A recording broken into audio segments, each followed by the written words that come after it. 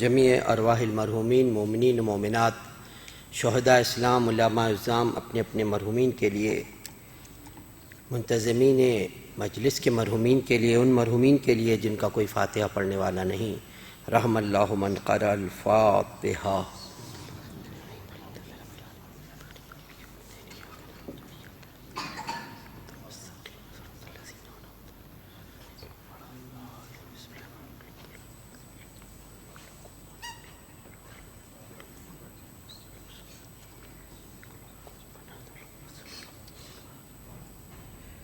پر محمد وآل محمد۔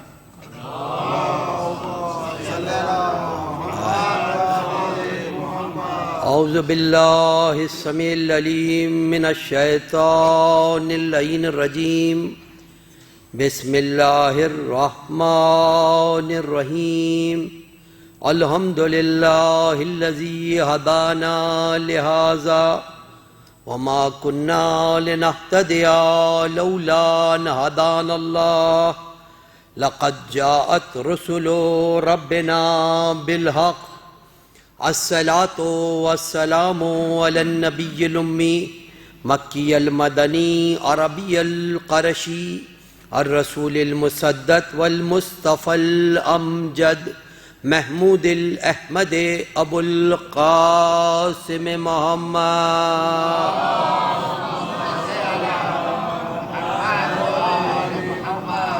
واہل بیتہ الطیبین الطاہرین المعصومین المظلومین الذین اذهب اللہ عنہم الرجس وطہرہم تطہیرا۔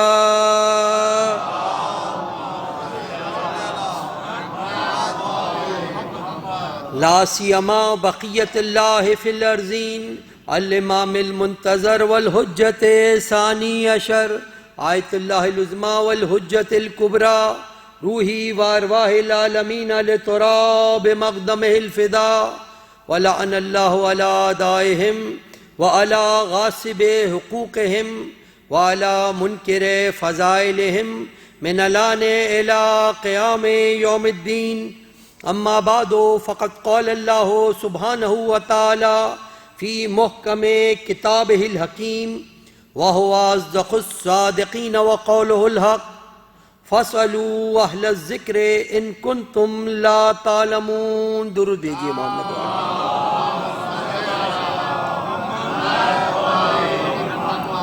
مومنین، سورہ مبارکہ نحل میں ارشاد رب العزت ہو رہا ہے، فَاسْأَلُوا أَهْلَ الذِّكْرِ إِن كُنتُمْ لَا تَعْلَمُونَ، سوال کرو اہل ذکر سے اگر تم نہیں جانتے ہو۔ اور یہ امر کا صیغہ ہے، حکم خداوندی ہے کہ اگر نہیں جانتے تو سوال کرو اور اپنی جہالت کو علم میں بدلو، ناواقفیت کو واقفیت میں تبدیل کرو۔ اور جیسا کہ میرے مسلسل آپ مومنین کی خدمت میں عرض کر رہا ہوں کہ خلاق عالم کا یہ بڑا احسان ہے کہ اس نے اپنے معصوم بندوں کی رہبری میں کہ شریعت ہم تک پہنچائی، اور اس کے بعد جب آخری اہل ذکر، آخری رہبر پردہ غیبت میں چلا گیا تو ان کی نمائندگی کے لیے فقہا کی طرف رجوع کرنے کا ہمیں حکم دیا، ورنہ اپنی عقل سے احکام کو معلوم کرنا بہت مشکل ہو جاتا۔ اور جیسا کہ میں مسلسل آپ کی خدمت میں عرض کر رہا ہوں کہ کس قدر محنت کرنی پڑتی ہے، اس کے بعد جا کے کسی مسئلے کا حکم پتہ چلتا ہے، اور اس کے مسلسل اسباب میں نے آپ کی خدمت میں عرض کیے کہ فقہا کے درمیان جو فتاووں میں اختلاف ہوتا ہے اس کا اسباب کیا ہوتے ہیں، وہ میں نے آپ کی خدمت میں عرض کیے۔ اب ایک اور سبب، اور اس کے بعد تاریخ فقہا، تاکہ ہم فقط یہ جان سکیں کہ کسی بھی صدی میں کبھی ایسا نہیں ہوا کہ کوئی فقیہ با عمل موجود نہ ہو۔ ہر صدی کے اندر یہ انتظام قدرت کی طرف سے رہا ہے، ہر صدی میں یہ انتظام رہا۔ تو اختلاف روایتوں کی بنا پر ہوتا ہے، راویوں کی بنا پر ہوتا ہے، حدیث کا جو متن ہوتا ہے اس کی بنا پر اختلاف ہوتا ہے۔ اس طریقے سے بہت سارے اختلافات پیدا ہوتے ہیں۔ اب ایک اور سبب کے اختلاف جو قحا کے درمیان ہوا وہ یہ ہے کہ غسل جمعہ کی حقیقت کیا ہے؟ غسل جمعہ مستحب ہے یا واجب ہے؟ کیونکہ ایک دور ایسا گزرا ہے کہ بعض فقہا نے غسل جمعہ کو واجب قرار دیا تھا، اور ان واجب قرار دینے والوں میں کوئی ایک عام معمولی ہستی نہیں تھی، یا ایسا عام فقہا نہیں تھے۔ شیخ یعقوب کلینی علیہ الرحمہ انہوں نے واجب قرار دیا تھا، اور اس کی بنیاد جو تھی واجب قرار دینے کی وہ حضرت امام محمد باقر علیہ السلام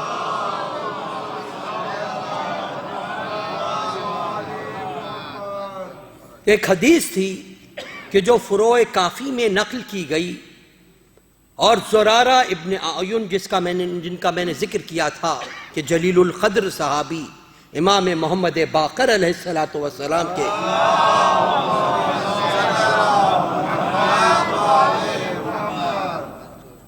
ایک حدیث آئی وہاں پر کہ فَهُوَ غُسْلُ جُمْعَةٌ واجب، یقیناً یا دوسرے الفاظ کے اندر غسل جمعہ جو ہے وہ واجب ہے، حدیث آئی۔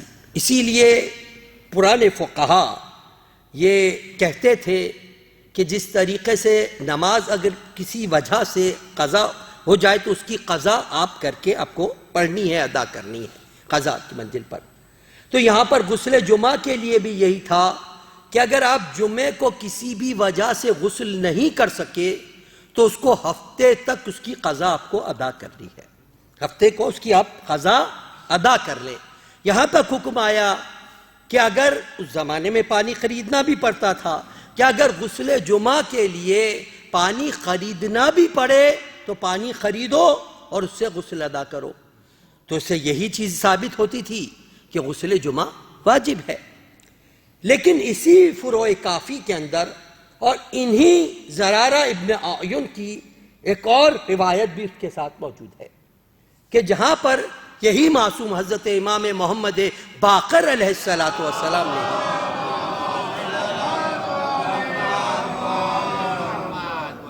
امام سے پوچھا کہ مولا مجھے مستحب غسلوں کی کتنے مستحب غسل ہیں ان کا بتا دیجئے، آپ کتنے مستحب غسل ہیں؟ تو وہاں پر امام علیہ السلام نے جب مستحب غسل کا ذکر کیا تو اس کے اندر آپ نے غسل جمعہ کا بھی ذکر کیا، مستحب غسلوں میں غسل جمعہ کا ذکر کیا۔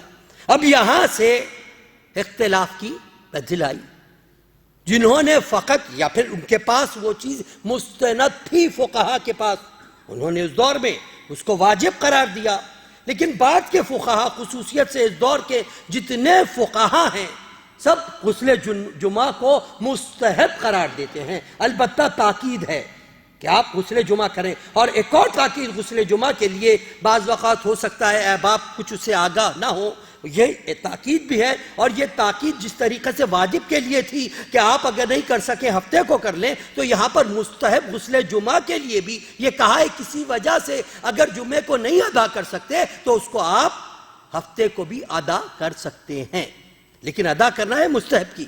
تو اس کا سبب کیا بنا؟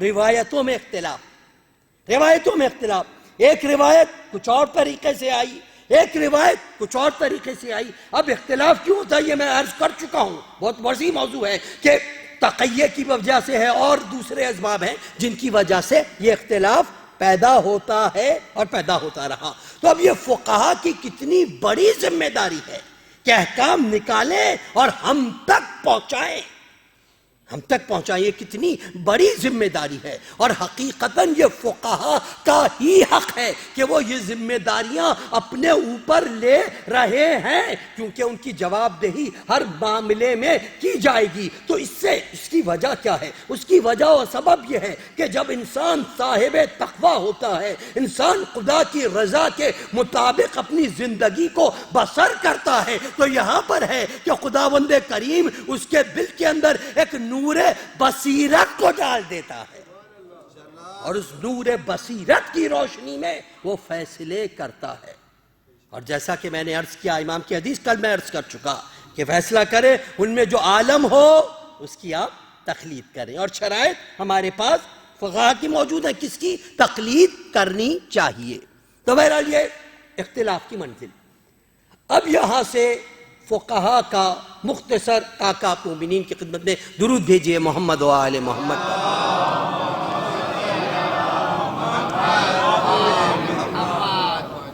تاریخ فقہا کا آغاز سن 260 ہجری یا سن 320 ہجری سے کیا جاتا ہے، یعنی غیبت صغرائے امام زمانہ علیہ الصلاۃ والسلام کے زمانے سے کیا جاتا ہے۔ کیوں؟ اس سے پہلے کا زمانہ ائمہ علیہم السلام کے ظہور کا زمانہ تھا۔ 260 ہجری تک امام علیہ الصلاۃ والسلام خود ظہور کیے ہوئے تھے، موجود تھے۔ 260 ہجری میں غیبت کا آغاز ہوا، اس وقت تک امام کے ظہور کا زمانہ تھا۔ اگرچہ اس زمانے میں بھی فقہا موجود تھے، اور جیسا کہ میں نے آپ کی خدمت میں روایتوں کو پیش کیا کہ ایسے فقہا موجود تھے جن کو خود ائمہ فتویٰ دینے کی ترغیب دیا کرتے تھے، ائمہ کے حکم سے فتویٰ دینے کی ترغیب دیا کرتے تھے کہ جا کے فتویٰ دو، امام کے حکم سے فتویٰ دیا کرتے تھے۔ لیکن چونکہ امام خود موجود تھے اور ان تمام فقہا سے اس وقت رجوع کیا جاتا تھا جب امام تک پہنچنا ممکن نہ ہو، امام دستیاب نہ ہو تو ان سے پوچھ لیا کرتے تھے۔ مگر جب امام موجود ہوتے تھے تو جب خود منبع علم و ہدایت موجود ہے تو انہی کی طرف جایا جاتا تھا، اور ان فقہا کا بھی یہی طریقہ تھا کہ یہ اس وقت اس معاملے میں عقل دیتے تھے کہ جب امام علیہ السلام کسی بھی وجہ سے یا کسی خاص جگہ پر موجود نہ ہو تو وہ فتووں کو بیان کرتے تھے، چیزوں کو بیان کرتے تھے۔ اگر امام موجود ہوں تو امام ہی کی طرف رجوع کیا جاتا تھا۔ لہٰذا اس زمانے میں اگرچہ فقہا موجود ہیں لیکن آغاز نہیں کیا گیا۔ لیکن علماء نے لکھا ہے کہ اس زمانے میں بھی کچھ ایسے فقہا تھے کہ جنہوں نے کتابیں بھی لکھی ہیں، اور ہمارے پاس ہے موجود، یعنی اصول کے کتاب جو موجود ہیں وہ حضرت امام جعفر صادق علیہ السلام سے زمانے سے اس زمانے سے کتابیں تھیں۔ تو ان کی ایک فہرست بھی علماء نے بیان کی کہ جو بہت زیادہ جن کی کتابیں بھی ہیں فقاہت کی منزل پر بھی تھے، جیسے حسن بن محبوب ہیں، جیسے بن حسن بن نصر ہیں، جیسے محمد بن حسن احوازی ہیں، جیسے فضل بن شاذان ہیں، جیسے یعقوب بن عبد الرحمن ہیں، اس طریقے سے یونس بن عبد الرحمن ہیں۔ یہ فقہا وہ تھے جن کی کتابیں بھی انہوں نے تحریر کی تھیں، کتابیں بھی تحریر کی تھی۔ لیکن علماء یہ کہتے ہیں ان کی جو کتابیں تھیں وہ فتووں سے زیادہ علم حدیث سے تعلق رکھتی تھیں۔ چونکہ امام موجود تھے لہٰذا اس دور کی تعلیم تھی، تو لہٰذا فقہا جو آغاز کرتے ہیں وہ کرتے ہیں سن 260 ہجری سے آغاز ہوا غیبت صغریٰ کا فقہا کی منزل پر۔ اور اس پر علماء متفق ہیں کہ سب سے پہلے جو فقیہ ہیں غیبت صغریٰ کے زمانے میں، سب سے پہلے جو فقیہ ہیں ان کا نام ہے علی بن حسین ابن بابویہ قمی۔ علی بن حسین بابویہ قمی، آپ ایک بہت بزرگ ہستی قم کے رہنے والے تھے، ان کے رہنے والے تھے، مگر حضرت امام حسن عسکری علیہ السلام کو بھی آپ پر اتنا بھروسہ تھا کہ آپ انہیں فقیہ کے نام سے یاد کرتے تھے، امام جن کو فقیہ کہیں، اور بہت احترام کے ساتھ کرتے تھے۔ امام حسین عسکری کی شہادت کے بعد علی بن حسین قمی تشریف لائے اور آپ کی ملاقات ہوئی امام زمانہ علیہ الصلاۃ والسلام کے تیسرے نائب جناب حسین بن روح سے ملاقات ہوئی، جناب حسین بن روح سے ملاقات ہوئی، اور ان کے ذریعے سے امام علیہ السلام کو پیغامات پہنچائے، وہاں سے توقیات آئیں، اور اس کے بعد جب جانے لگے تو آپ نے جعفر ابن اسود کے ذریعے سے حسین بن روح کو یہ پیغام پہنچوایا کہ آپ مولا کی خدمت میں عرض کیجئے گا کہ مولا دعا فرمائے کہ خداوند کریم مجھے ایسے بیٹے عطا کرے جو دین کی خدمت کر سکیں، جو دین کے کام آئیں، ایسے بیٹے ہمیں عطا کریں۔ امام زمانہ علیہ السلام نے دعا کی، 3 دن کے بعد ان کو خبر دے دی گئی کہ مولا نے فرمایا ہے کہ ان قریب تمہارے وہ بیٹے پیدا ہوں گے کہ جو ہمیشہ تاریخ میں روشندہ اور درخشندہ رہنے والے بیٹے ہوں گے۔ تو امام علیہ السلام کی دعا سے جناب علی بن حسین بابویا کے پاس جو بیٹا پیدا ہوا اسے ہم محمد بن علی بن حسین بابویا یعنی شیخ صدوق کے نام سے یاد کرتے ہیں۔ یہ فضیلت ہے شیخ صدوق علیہ الرحمہ، یہ مقام ہے شیخ صدوق علیہ الرحمہ کا کہ آپ امام کی دعا سے پیدا ہوئے۔ یہی وجہ تھی کہ جعفر ابن اسود جب کبھی بھی یہ دیکھتے تھے کہ شیخ صدوق علم کی طرف بہت زیادہ رغبت رکھتے ہیں، بہت زیادہ دین کی طرف رغبت کرتے ہیں، تو ان سے فرماتے تھے کہ اس کے بارے میں تم تعجب نہ کرنا، کیونکہ تم تو وہ ہو جو امام زمانہ کی دعا سے پیدا ہوئے ہو۔ یہ مقام و مرتبہ ہے جناب علی بن حسین کا اور ان کے بیٹے شیخ صدوق علیہ الرحمہ کا۔ دونوں باپ بیٹوں کو صدوقین کہا جاتا ہے، دونوں باپ بیٹوں کو۔ جناب علی بن حسین بابویا کی وفات کا سن جو ہے 329 ہجری ہے، اور یہ 329 ہجری تاریخ شیعت میں بہت اہم ترین سال ہے، بہت اہم ترین سال ہے، کیونکہ یہی 329 ہجری ہے جس میں شیخ یعقوب کلینی صاحب اصول کافی نے دنیا سے رحلت فرمائی۔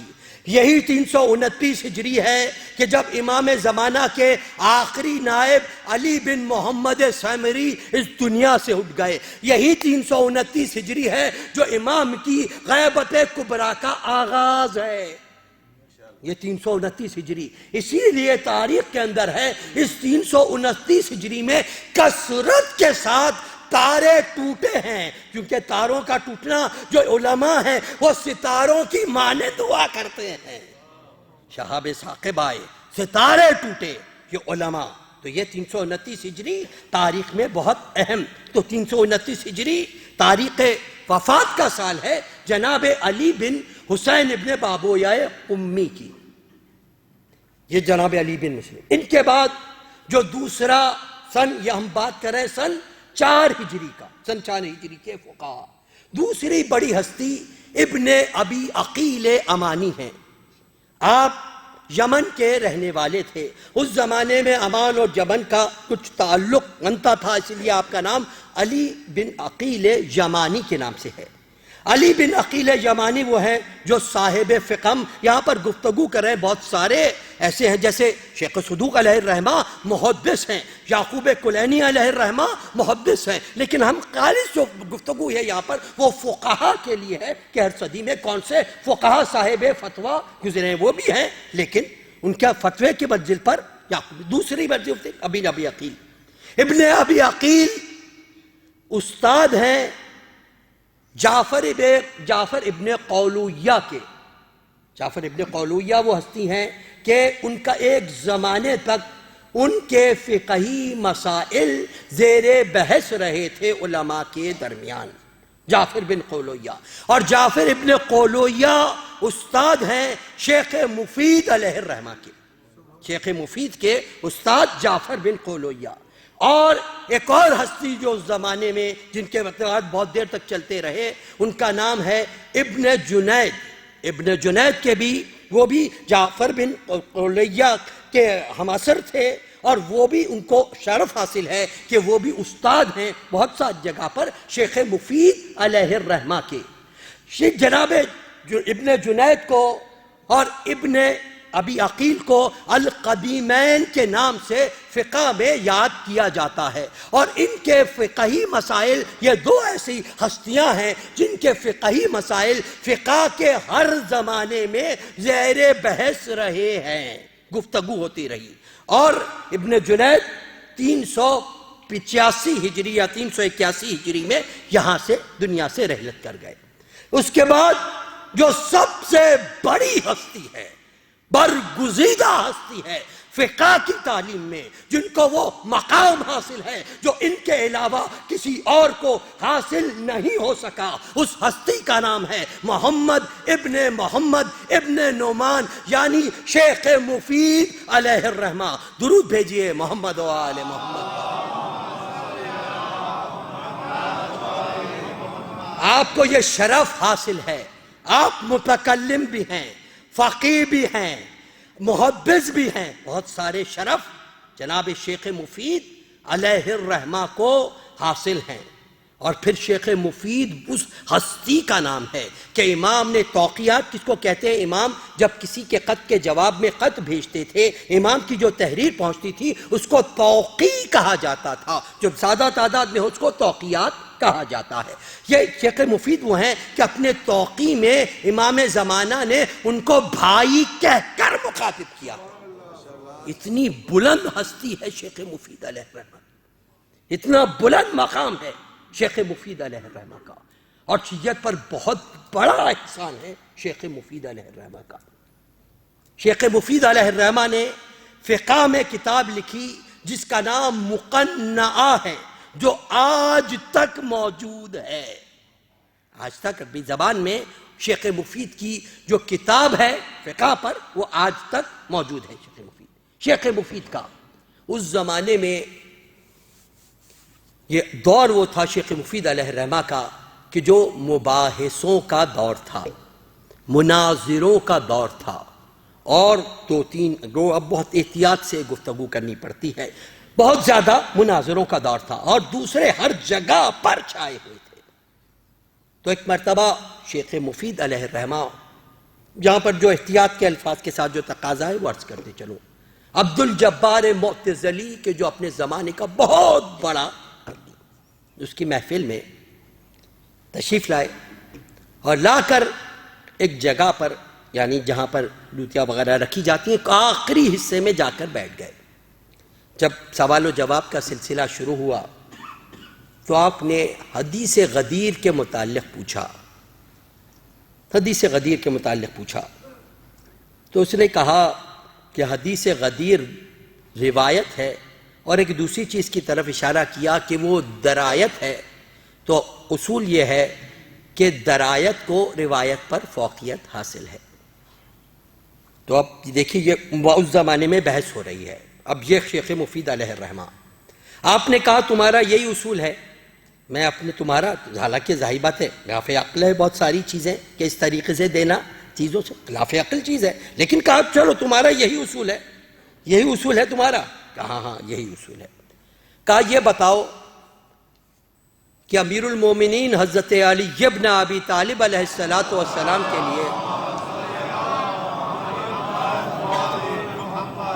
کیا رسول اللہ نے یہ نہیں ارشاد فرمایا کہ یا علی تمہاری جنگ میری جنگ ہے، تمہاری صلح میری صلح ہے، جو تم سے محبت رکھتا ہے وہ مجھ سے محبت رکھتا ہے، جو تم سے بغض رکھتا ہے وہ مجھ سے بغض رکھتا ہے، کیا اس روایت کو آپ مانتے ہیں؟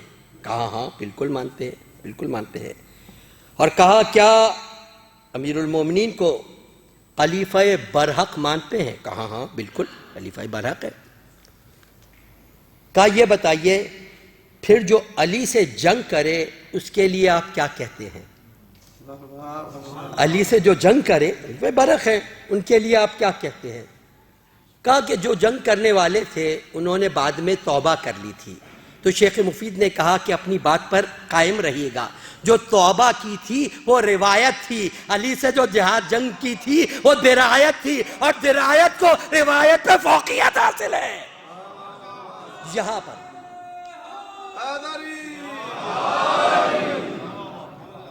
واقعی آپ نے خود کہا، اور اس کے بعد 2-3 اور مسئلوں کو پیش کیا، تو یہاں پر تاریخ بتاتی ہے کہ عبد الجبار کھڑا ہو گیا، اور کھڑا ہونے کے بعد خود شیخ مفید کے پاس آیا اور آ کر کہا اب آپ جا کے وہاں بیٹھے، میں یہاں بیٹھوں گا، آپ جا کے وہاں بیٹھے، میں یہاں بیٹھوں گا۔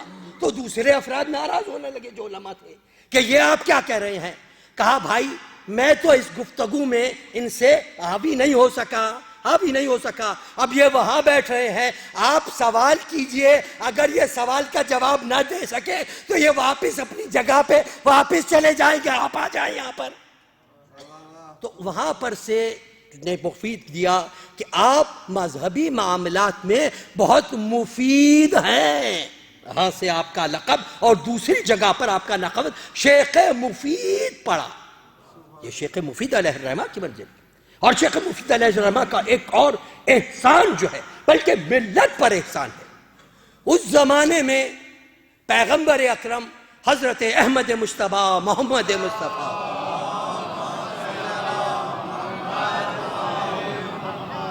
اس قدر جب علمی مباحث یہ ضد کی حد پہ آ جاتے ہیں، علمی سطح سے نکل جاتے ہیں، تو پھر چاہیے حضور اکرم پر حضور سے بھی گناہ ہوتا تھا، حضور سے بھی سہو ہوتی تھی، اور وہ بھی اس طریقے سے نعوذ باللہ وہ کرتے تھے، اس کی بحث سے کام تھی۔ تو ایک محفل کے اندر شیخ مفید علیہ الرحمہ تشریف فرما تھے، تو وہاں پر ان کا جو سب سے بڑا عالم تھا وہ بھی بیٹھا ہوا تھا۔ جب اس کو تعارف ہو گیا کہ یہی وہ صاحب ہیں شیخ مفید، اور ان کے متعلق جانتا تھا، پتہ چلا یہی ہیں، کہا اچھا میں آپ سے ایک سوال کرنا چاہتا ہوں، ہم نے سنا ہے کہ آپ حضور اکرم حضرت احمد مجتبیٰ محمد مصطفیٰ ان سے آپ ہر قسم کے سہو و نسیاں کی نفی کرتے ہیں، معصوم جانتے ہیں ہر طریقے سے۔ کہا بے شک معصوم ہے، اس کے اندر اس میں کلام ہی کیا ہے، بے شک معصوم ہے۔ کہا اگر معصوم ہے تو یہ بتائیے کہ قرآن پاک میں خداوند کریم کہہ رہا ہے کہ رسول مشورہ کر لیا کرو، اور اس کے بعد جو چیز مستحکم ہو اس پر قائم رہنا، بے شک خداوند کریم توکل کرنے والوں کو دوست رکھتا ہے۔ تو اگر معصوم ہیں تو یہ مشورے لینے کا حکم کیوں ہے؟ تو جناب شیخ مفید علیہ الرحمہ نے ارشاد فرمایا خدا نے مشورہ لینے کا حکم اس لیے نہیں دیا تھا کہ خدا نہ خواستہ رسول اکرم ان کے مشورے کے محتاج تھے، اس لیے حکم نہیں دیا تھا وہاں، ورنہ آیت کے اندر یہ تو عظمت کا عین زے میم پہ عظمت جو آیا ہے، یعنی جب حقیقت تمہارے پر آگاہ ہو تو اس پر اڑ جانا، خدا پہ توکل کرنا۔ اگر مشورہ لینا احتیاج کی بنا پر ہوتا تو خداوند کریم آیت میں عظمت استعمال نہ کرتا۔ تو پھر کہا مشورہ لینا آپ نے فرمایا اس لیے تاکہ آپس میں محبت پیدا ہو، آپس میں انسیت پیدا ہو، اور جب مشورہ لیا جائے تو اس سے ان لوگوں کو جن سے مشورہ لیا جا رہا ہے اپنی ذمہ داری کا تعین ہو، اپنی ذمہ داری کا احساس ہو کہ ہم پر کیا ذمہ داریاں عائد ہوتی ہیں۔ اور دوسری چیز یہ، جب مشورہ دینے والا اپنی عقل کے مطابق مشورہ دے گا تو یہ بھی پتہ چل جائے گا کون مومن ہے کون منافق ہے۔ یہ تو ایک چیز نعرہ رسالت، نعرہ حیدری، آواز بلند صلوات۔ اب تک جو دلوں میں رکھا ہوا ہے کسی طریقے سے تو باہر آئے، کسی طریقے سے تو باہر آئے، چاہے مشورے کی شکل کے اندر۔ تو اور تاریخ گواہ ہے کہ بہت ساری جگہوں پر وہ الگ موضوع ہے، وہ ساری تو ہمیں واضح نہیں ہوا، پتہ بھی چلا تو اس لیے مشورے کا حکم دیا ہوا ہے، اس لیے نہیں دیا خدا نہ خواستہ کہ پیغمبر محتاج ہے۔ اگر احتیاج کی منزل ہوتی تو عظمت کا لفظ استعمال کرنا بلاغت خدا کے خلاف ہے، کلام پاک کی بلاغت کے خلاف ہے۔ اور یہی استدلال ہے جس کے بعد تمام مفسرین نے، یعنی بعد میں آنے والے برادران کے مفسرین نے بھی یہاں پر اصل کیا، اور جو شیخ مفید علیہ الرحمہ نے پیمانہ بتایا تھا اسی پیمانے پر آیت کی تفسیر کی۔ یہ شیخ مفید علیہ الرحمہ کی منزل ہے۔ اور شیخ مفید کسے کہا جاتا ہے؟ اللہ اکبر، وہ مقام شیخ مفید علیہ الرحمہ کا۔ کہتے ہیں غیبت کبریٰ میں واحد شیخ مفید ہیں جن کے لیے امام علیہ السلام کی مکمل توقیات آئی ہیں۔ 3 توقیات ناحیہ مقدسہ سے آئی، تینوں شیخ مفید علیہ الرحمہ کے لیے آئی۔ اور کیا مقام شیخ مفید کا کہ ایک مرتبہ شیخ مفید کے پاس ایک شخص مسئلہ پوچھنے کے لیے آیا۔ دیکھیں یہ مرتبہ فقیہ کا کہ جب وہ فقیہ خلوص کے ساتھ، محبت کے ساتھ، علم کے ساتھ، اہل بیت کی مودت کو دل کے اندر رکھے ہوئے جب انسان فتویٰ دیتا ہے کس طریقے سے مدد شامل ہوتی ہے، کس طریقے سے مدد شامل ہوتی ہے۔ شیخ مفید علیہ الرحمہ، ایک شخص آیا، آ کے اس نے پوچھا کہ یا شیخ ایک عورت دنیا سے گزر گئی، اس کے پیٹ میں ایک بچہ ہے جو زندہ ہے، آپ اس کے لیے کیا کہتے ہیں؟ شیخ نے کہا کہ اس کو اسی حالت میں دفن کر دو۔ وہ شخص چلا گیا۔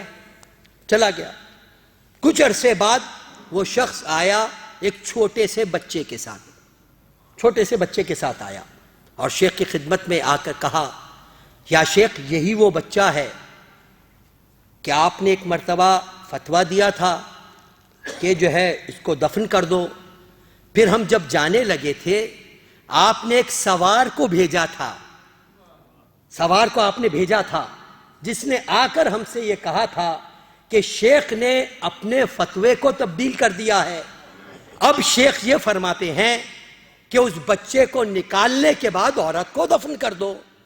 تو آپ نے جو شخص کو بھیج کر فتویٰ دیا تھا اور جس سے اپنے پرانے فتوے کو الٹ کیا تھا اس کی توضیح کی تھی، یہ بچہ وہی ہے کہ جو اس ماں کے پیٹ سے تھا۔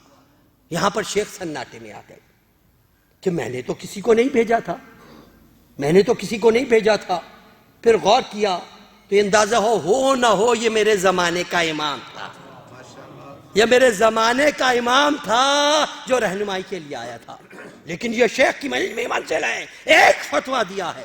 کہا نہیں، اگر یہ غلطی مجھ سے ہوئی ہے اب میں فتویٰ نہیں دوں گا، یہ کہہ کر اپنے دروازے کو بند کر دیا۔ اب یہاں پر 2 طریقے سے روایتیں ہیں۔ ایک روایت یہ ہے کہ یہ کربلا معلیٰ کی زیارت کے لیے جا رہے ہیں، راستے میں ایک شخص ہم نشین ہو گیا، باتیں پوچھتے ہوئے چلے، چیزیں بتاتے ہوئے چلے، آخر میں بچھڑنے سے پہلے اس شخص نے کہا، شیخ فتویٰ دینا تمہارا کام ہے، تمہارے فتوے میں رہنمائی کرنا ہمارا کام ہے۔ یہ ہے خلوص نیت کی منزل۔ جب خلوص سے غلط ہوا لیکن امام وہاں کہا تم دیتے رہو، ہم ہیں نا موجود اصلاح کے لیے۔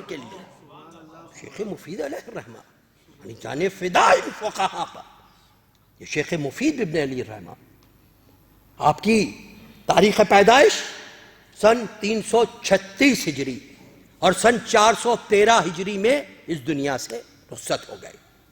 آپ کے دوسری بڑی ہستی فقہاء مسلمین میں علی ابن حسین ابن موسیٰ ابن ابراہیم ابن امام موسی کاظم علیہ السلام،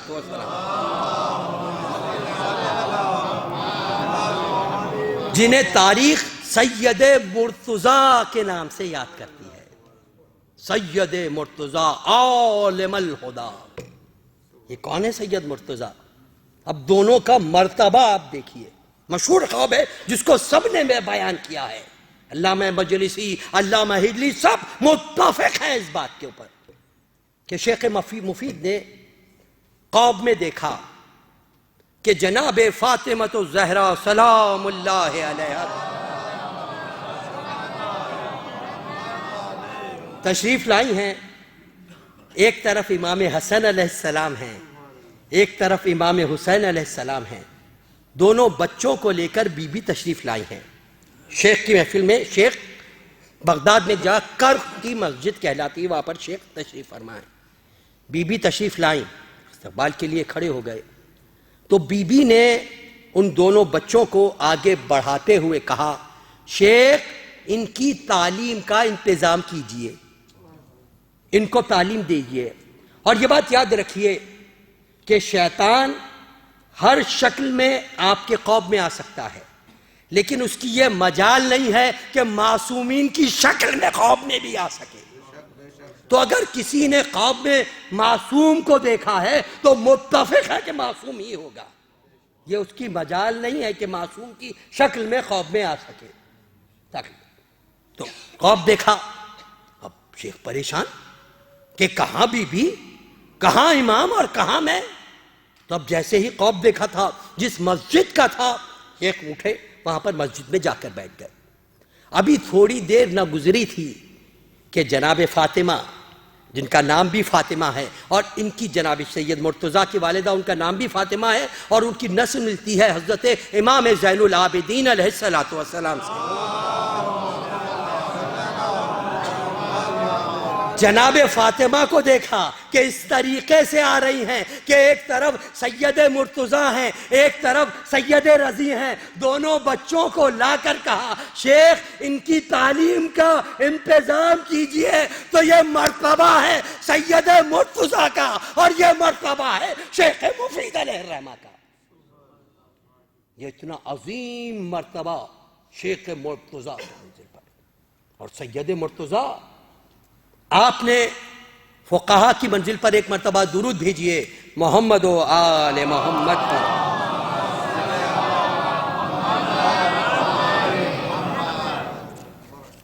فقہی فقہ میں شیخ مرتضیٰ کی دو کتابیں، ایک انتصار اور ایک الجمل العلم والعمل۔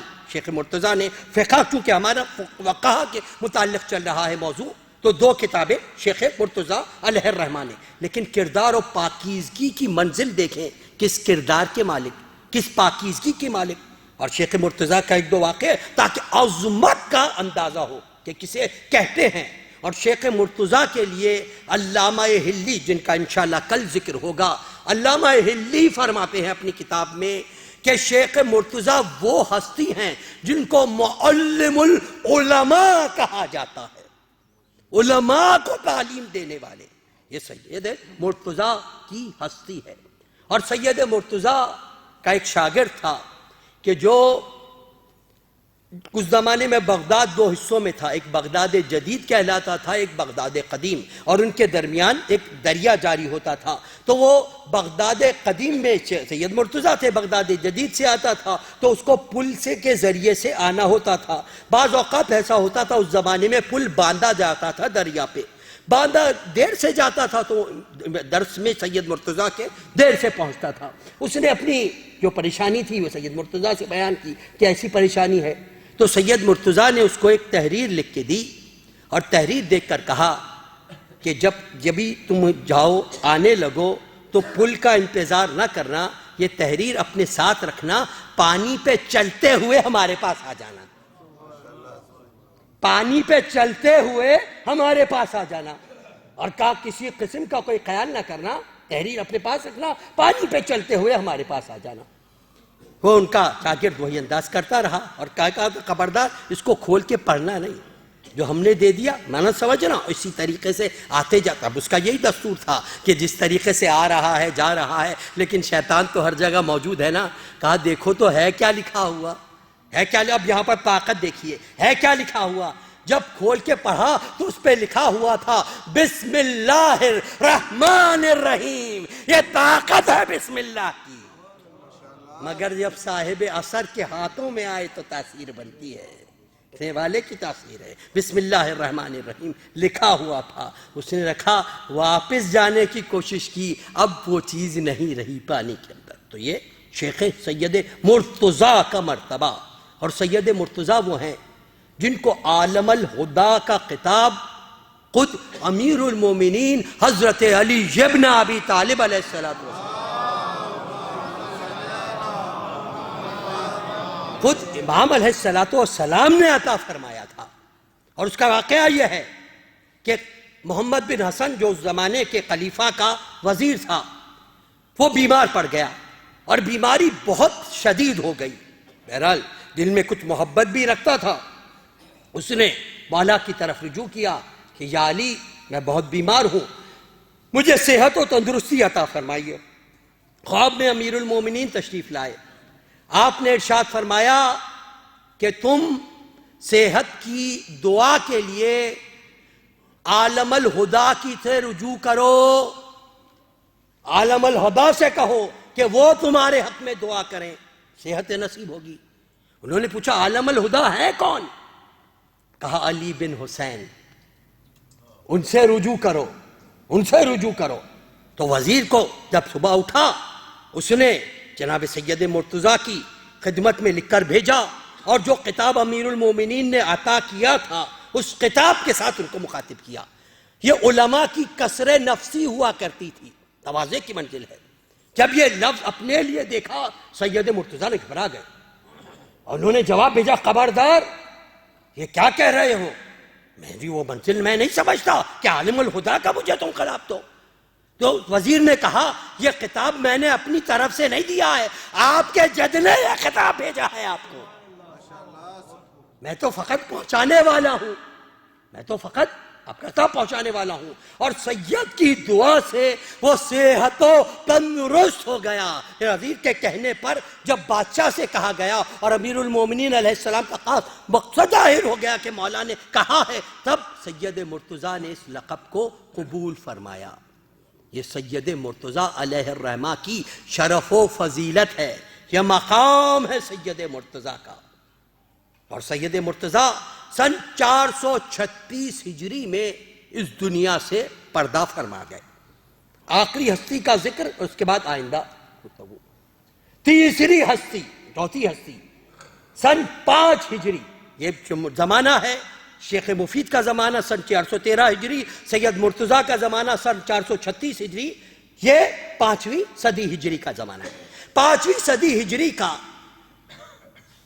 مکتب تشیع کا سب سے روشن ستارہ، جسے شیخ طوسی علیہ الرحمہ کہا جاتا ہے، شیخ طوسی علیہ الرحمہ محمد بن حسین شیخ طوسی علیہ الرحمہ، آپ کی ولادت سن 385 ہجری میں خراسان میں ہوئی، طوس میں ہوئی۔ وہاں سے چونکہ علم کی جستجو تھی، لہٰذا 23 سال کی عمر میں سن 408 ہجری میں اس زمانے میں جو علم کا مرکز تھا یعنی بغداد، وہاں پر آپ تشریف لائے۔ 5 سال شیخ مفید علیہ الرحمہ کی شاگردی آپ نے اختیار کی، اور اس کے بعد شیخ کے سب سے جید شاگرد سید مرتضیٰ علیہ الرحمہ کی شاگردی میں 24 سال سید مرتضیٰ کی شاگردی میں رہے۔ اور شیخ طوسی علیہ الرحمہ کا وہ مقام ہے کہ آپ نے فقہ پہ ایک کتاب لکھی تھی النہایہ۔ النہایہ وہ ایک زمانے تک بلکہ ہر عصر کے اندر وہ کتاب فقہ میں ایک مستند کتاب کے طور پر پہچانی جاتی رہی۔ اور شیخ طوسی کو جو ایک اور خاص فضیلت حاصل ہے کہ آپ علم کلام، حدیث، فقہ کی منزل پر تو تھے ہی، علم رجال اور تمام امور میں اپنے کمال کی منزل پر پہنچے ہوئے تھے، کمال کی منزل پر تھے۔ اور یہ شیخ طوسی علیہ الرحمہ ہے کہ ہماری جو کتاب اربعہ ہیں، 4 کتب جو ہیں، اصول کافی، من لا یحذر الفقیہ، استبصار اور تہذیب، ان میں سے 2 کتابیں استبصار اور تہذیب شیخ طوسی علیہ الرحمہ کی لکھی ہوئی ہیں۔ یہ شیخ طوسی علیہ الرحمہ کا علمی مقام تھا، اور اس علمی منزلت پر آپ پہنچے تھے، اس علمی منزلت پر آپ پہنچے تھے کہ 23 سال کی عمر میں آئے، 24 سال شیخ مرتضیٰ سے آپ نے علوم حاصل کیے، اور اس کے بعد آپ 23 سال تک زندہ رہے رقیب جانے کے بعد۔ ان کے بعد اپنے استاد کے آپ جانشین قرار پائے۔ لیکن اس زمانے میں بغداد میں بلوا ہوا، ہنگامہ ہوا. اس ہنگامے میں وہ علمی خزانہ ضائع ہوا کہ جس کے لیے علماء کہتے ہیں اس کے بعد وہ علمی خزانہ کبھی حاصل ہو ہی نہیں سکا، کیونکہ اس زمانے میں قلم سے لکھی جاتی تھی کتابیں، قلم سے کتابیں لکھی جاتی تھی، یعنی تحریر ہوتی تھی. پریس کا زمانہ تو تھا ہی نہیں. قلمی نسخے ہوا کرتے تھے. جو شیخ طوسی علیہ الرحمہ کا جلایا گیا تو وہ 400 علم اصول کی کتابیں جو حضرت امام جعفر صادق علیہ السلام کے زمانے سے جمع ہوئی تھی وہ سب جل کر خستر ہو گئی. بہت بڑا علمی خزانہ ضائع ہو گیا. اسی لیے روایت میں ہے کہ جب امام زمانہ علیہ السلام تشریف لائیں گے تو وہ تمام کتب واپس اپنے مقام پر آئیں گی، جیسے اور چیزیں ظہور پذیر ہوں گی. تو جب جلا دیا گیا اور آپ کی وہ کرسی اور گھر بھی جلا دیا گیا جس پر آپ بیٹھ کے فتویٰ دیا کرتے تھے، تو شیخ نے یہاں سے ہجرت کر کے نجف اشرف چلے آئے. اور شیخ طوسی علیہ الرحمہ ہی ہیں کہ جنہوں نے حوضہ علمیہ نجف اشرف کی بنیاد رکھی.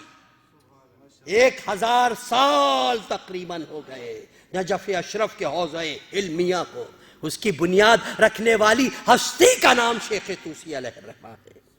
اور آپ چند 460 ہجری میں اس دنیا سے رخصت ہو گئے. لیکن شیخ طوسی کے لیے علماء کہتے ہیں، شیخ طوسی اس ہستی کا نام ہے کہ ان کی نسل میں بھی جو فقہاء ہیں وہ بھی علمی حیثیت سے کسی میں کم نہیں تھے. ان کے بیٹے کا نام ابو علی تھا جو مفید ثانی کے لقب سے یاد کیے جاتے تھے.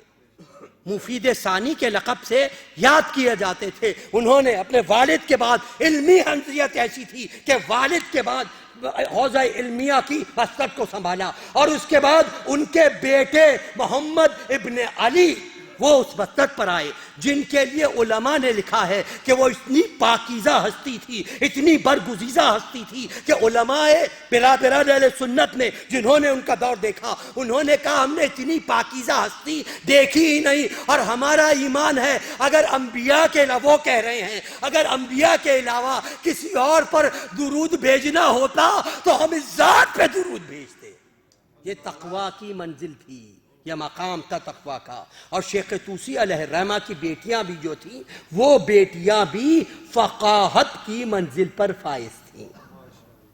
یہ شیخ طوسی علیہ الرحمہ کی منزل، یہ شیخ طوسی علیہ الرحمہ کا مقام.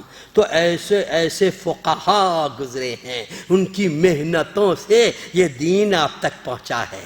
یہ سلسلہ جو فقاہت کا ہے یہ ہمارا خیریہ بنایا ہوا نہیں ہے، یہ وہاں سے چلا ہوا آ رہا ہے. تو بس مومنین جیسا کہ میرا طریقہ ہے، فَاسْأَلُوا أَهْلَ الذِّكْرِ ان کنتم لا تعلمون، اگر نہیں پتا اہل ذکر سے پتا کرو. اب پتا کیسے چلے کہ اہل ذکر ہیں کون؟ تو دیکھیے یہ اہل ذکر کون ہیں کہ جن کو ہم قرآن ناطق کہتے ہیں. ایک قرآن صامت ہے، ایک قرآن ناطق ہے، اور دونوں کی عظمت کا تقاضا یہ ہے. خداوند کریم نے جب کبھی بھی قرآن ناطق کی عظمت کو ظاہر کرنا ہوا قرآن صامت کی قسم کھائی ہے، اور جب کبھی قرآن صامت کی عظمت کو ظاہر کرنا ہوا قرآن ناطق کی قسم کھائی ہے. اگر قرآن ناطق کی عظمت کو ظاہر کرنا ہوا تو پیغمبر اکرم کے لیے ارشاد فرمایا درود بھیجیے محمد و آل محمد پر.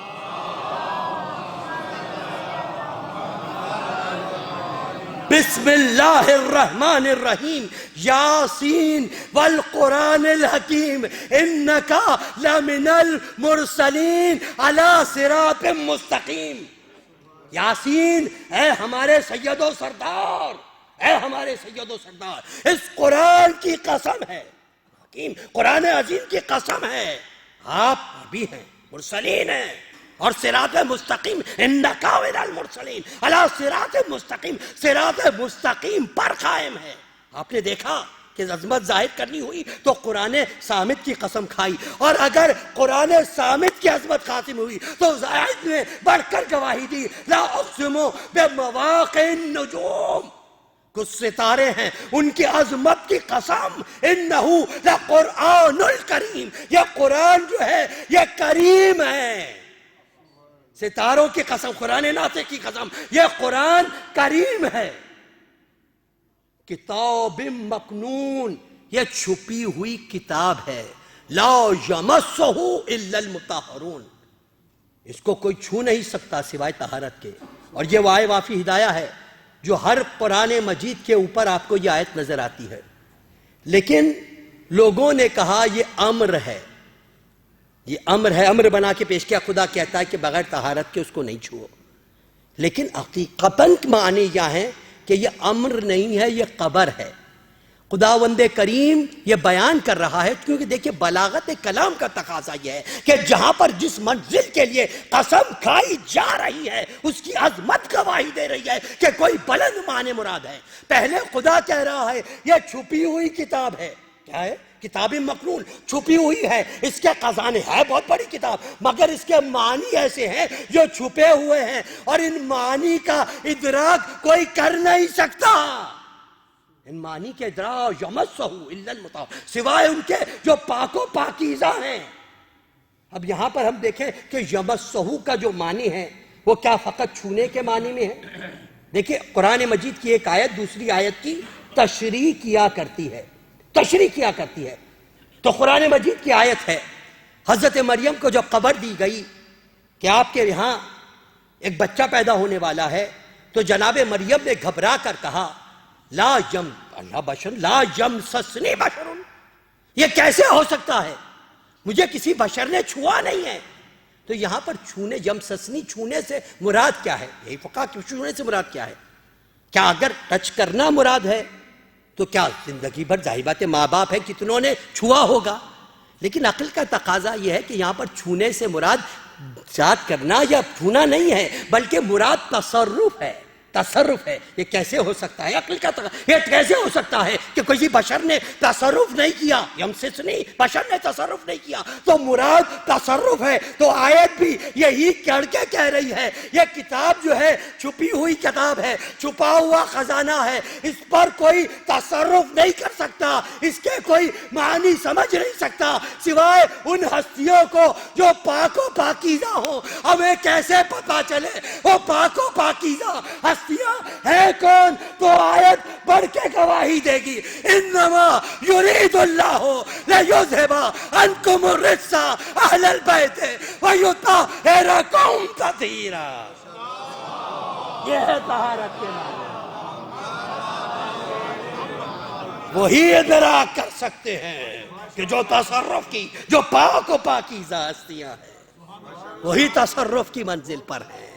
یہی ہے قرآن مجید، اسی لیے یہ اہل بیت کی شان ہے۔ اسی لیے میں نے عرض کیا دنیا کا کوئی مفسر دعویٰ نہیں کر سکتا کہ میں جو لکھ رہا ہوں تفسیر وہ خدا کا منشا بھی ہے، نہیں کہہ سکتا، کہہ دے گا تفسیر غلط ہو جائے گی۔ تمام مکاتب فکر کا فیصلہ ہے، کوئی نہیں کہہ سکتا سوائے معصوم کے۔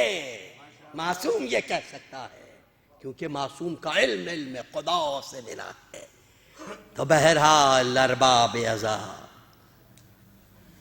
40 کو 2 دن باقی ہے نا، اور اب تمام مومنین سے یہ گزارش ہے کہ روز 40 کی مجلس میں ضرور شرکت فرمائیے گا، اپنی مصروفیات سے کچھ وقت نکال کے تشریف لائیے گا تاکہ ہم پرسہ دے سکیں حسین مظلوم کا، اور یہ دعا کر سکیں مولا ہم کربلا تو نہیں آ سکے مگر یہاں پر ہم بیٹھ کر مسجد امام حسین میں بیٹھ کر پرسہ دے رہے ہیں۔ ہاں بس ارباب ازا، ہائے حسین، ہائے حسین۔ اور جب حسین کی وہ 4 سالہ بچی جو روزانہ بابا کا ماتم کرتی تھی، سکینہ یہ حسین کو رونے والی، ہمیشہ بابا کو روتے روتے بی بی نے تبلیغ کی ہے. رونے والی، حسین کا ماتم کرنے والی دنیا سے گزر گئی، دنیا سے گزر گئی. ارباب عزا، ایک دن زندان بان میرے مولا کے پاس آیا. مولا کے اخلاق کی وجہ سے وہ مولا کا گرویدہ ہو گیا تھا. وہ آ کر کہنے لگا، فرزند رسول، فرزند رسول، میں آپ کو کسی چیز سے منع نہیں کرتا ہوں. آپ کے بابا کو رونا ہے، روئیے مولا. بیبیاں روتی ہیں، روتی رہے، میں منع نہیں کرتا ہوں. لیکن مولا، کسی بیوی سے یہ کہیے کہ وہ باہر جا کے نہ رویا کرے، زندان کے باہر نہ رویا کرے. دیکھیے اگر ظالم کو پتہ چل جائے گا تو بہت سزا دے گا، مجھے سزا دے گا. باہر نہ جائے، یہیں پر گریا کر لے. میرے مولا نے کہا، اے بھائی کیا بات کرتا ہے تو، زندان کا دروازہ بند کر کے جاتا ہے. کوئی بی بی اس زندان سے باہر کیسے جا سکتی ہے؟ کہا اچھا مولا، اچھا مولا، رات کو جب اس بی بی کے رونے کی صدا آئے گی نا، میں آؤں گا مولا، میں آؤں گا مولا. رات ہوئی، رات ہوئی، زندان بان آیا. آئیے مولا، اس بی بی کے رونے کی صدا آ رہی ہے. میرے مولا نے ثانیہ زہرا کو ساتھ لیا، زینب کے ساتھ میرا بیمار امام آیا. زینب نے دیکھا، کیا دیکھا؟ ایک بی بی ہے، کالی چادر اوڑے ہوئے بیٹھی ہے. واہ حسینہ، واہ حسینہ، واہ مصیبتہ. زینب آگے بڑھی، اے بی بی تو کون جو میرے بھائی پر ماتم کر رہی ہے، ماتم کر رہی ہے؟ بی بی نے نقاب الٹا، اے زینب میں فاطمہ زہرا. بس ارباب عزا، میں نثر میں بیان کرتا ہوں، لیکن بعض اوقات اشعار میں وہ طاقت ہوتی ہے نظم میں جس کو نثر نہیں بیان کر سکتی. یہاں پر شاعر نے کہا ہے، جب بی بی نے دیکھا کہ ماں ہے تو وہ زینب جس نے اتنے ظلم سہے، کسی سے نہیں کہا، کسی سے نہیں کہا، مگر جب ماں نظر آئی زینب نے کہا، اماں بتاؤں تم کو میں جو کچھ جفا ہوئی، اماں بتاؤں تم کو میں جو کچھ جفا ہوئی. پردیس میں حسین سے زینب جدا ہوئی، چوتھے برس میں باپ پہ بیٹی فدا ہوئی. اماں حسین مر گئے، میں بے ردا ہوئی. اور زندگی سے زینب مسترکہ ہٹ گیا. میں دیکھتی رہی، سر شبیر کٹ گیا.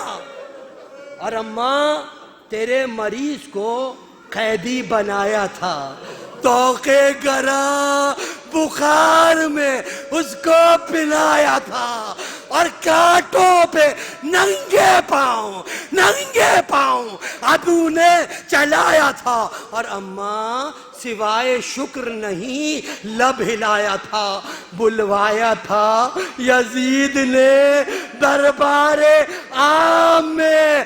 اماں سکینہ مر گئی زندان شام میں. آخری بند ہے، شاعر کہتا ہے، اماں پھرا کے کوفے میں، پھر ہم کو کو بکو، پھر وہاں سے شہر شام ہمیں لے چلے عدو. پہلے جو شہر شام میں ہم سب کشادہ منہ، پہلوائیوں میں شور یہ ہوتا تھا 400.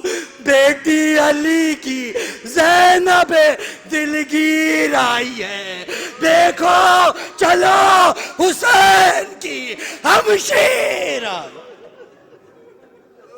الا لعنت اللہ علی قوم الظالمین وسيعلم الذين ظلموا أي منقلب ينقلبون.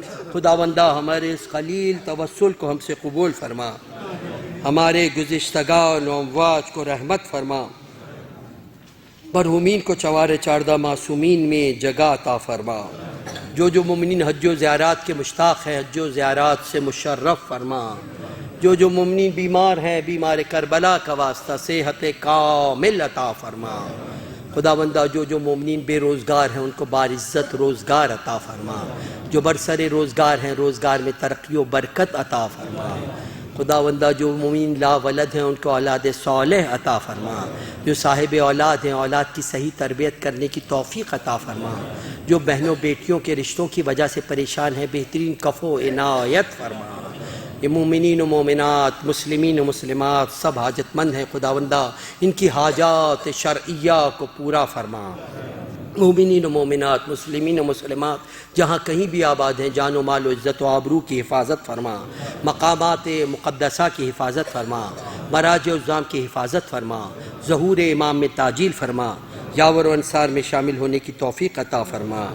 مومنہ کا امتحان ہے ہم دعا کرتے ہیں خداوند کریم کامیابی عطا فرما۔ ایک سورہ فاتحہ سے جمیع ارواح المرحومین مومنین و مومنات سیدہ ملن فاطمہ اور سید مہربان علی اور جمیع ارواح المرحومین ثواب الفاتحہ۔ بسم اللہ الرحمن الرحیم مالک یوم الدین ایاک نعبد و ایاک نستعین اہدنا الصراط المستقیم غیر المغضوب علیہم ولا الضالین۔ بسم اللہ الرحمن الرحیم لم یلد ولم یولد ولم یکن له کفوا احد۔ ربنا تقبل منا انک انت السمیع العلیم۔ ماتم